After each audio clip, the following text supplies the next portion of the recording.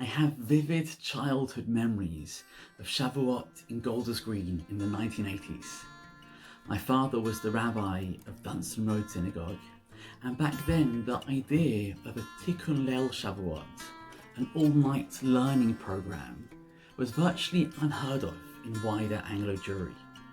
There were always a handful of pious individuals who would stay up on the night of Shavuot and prepare for the re-acceptance of the Torah by reading it and studying it. But they were always the minority. And this beautiful custom of Tikkun Leil Shavuot began to gain popularity, and I recall in the early years, due to the relatively small crowd, they wouldn't have the all-night learning program in Shule. We'd hold it in our home, followed by davening and reading of the Ten Commandments at the crack of dawn.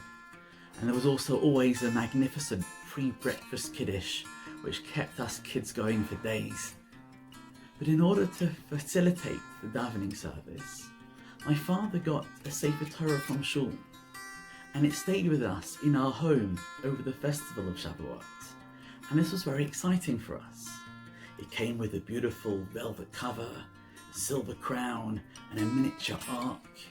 And now, although this might not have been the only intended purpose, the message my siblings and I absorbed as children was Shavuot is the time that we received the gift of the Torah. Shavuot was special for me as a child because it was a time that the Torah came home.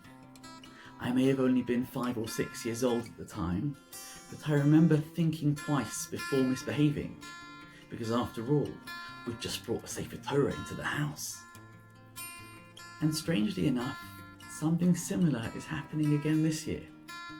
We may not be able to go to Shule and welcome in the festival of Shavuot in the traditional manner, but we can and we should welcome the Torah into our home. This year we'll have a fantastic online learning program before the festival begins, and please do join us on Zoom for that.